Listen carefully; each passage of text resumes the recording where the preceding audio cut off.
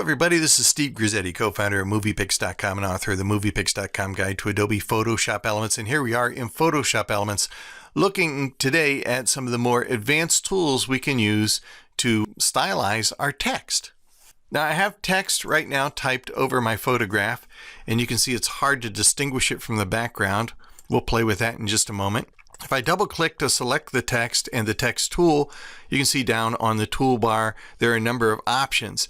As you may be already aware, you can not only type horizontally from left to right, but you can actually type down the page by selecting that option. You can turn your text into a selection and select certain parts of your picture shaped like the text or paste into your text. And you can even type your text on a line or on a custom path, on a circle. You can make the text wrap around the circle or follow a curved or any shape of line. You, of course, have options for controlling the font and the color here also. But let's go beyond the basics here. With this text selected, I'm going to go over to the right. Right now, I have my Layers panel open. I recommend that you always keep your Layers panel open. It can be a very powerful workspace. If you're not seeing it, go down here to where it says More in the lower right-hand corner, and here you have options for selecting certain workspaces. Custom Workspace will show you all the tabs up here at once. If you go down here and select Basic Workspace, you'll get what I've got here, options to get to any of the workspaces by clicking on the buttons, and I have Layers selected by default. I almost always keep my Layers panel open. If you select Effects, you have a number of effects, dozens and dozens of effects you can apply to your photo. Both the classic and the new artistic styles are very, very cool. There are filters for giving different looks to your picture. And then there are styles. Now, styles only apply to things that are on an upper layer. So in this case, go back to my Layers panel, you can see that my photo is on a background, so I won't be able to use any styles on my background layer, but my text is on a floating layer, and so I can apply styles to it. So let's select Styles, and you can see a number of options available, and they can make your text look three-dimensional if you apply a bevel, for instance.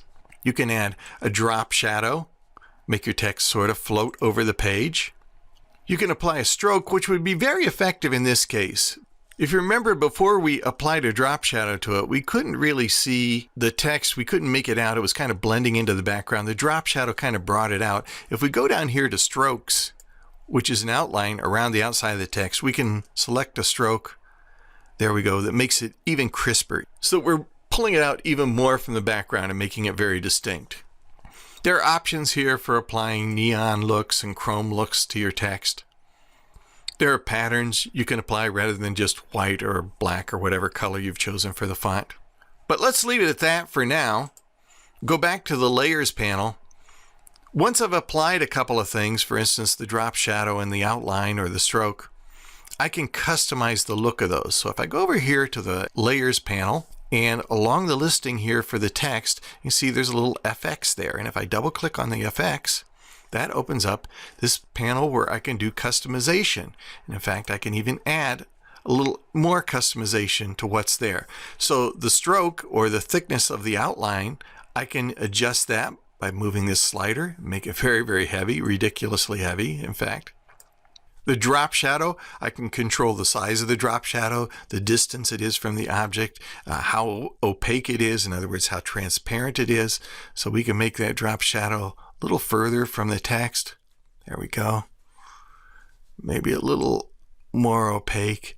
Now it seems to be popping out from the picture. It's easier and easier to read the more effects we apply to it. If we are using drop shadow, we can control the angle of the light. So in other words, right now the drop shadow is in the lower right-hand corner because the light is in the upper left-hand corner.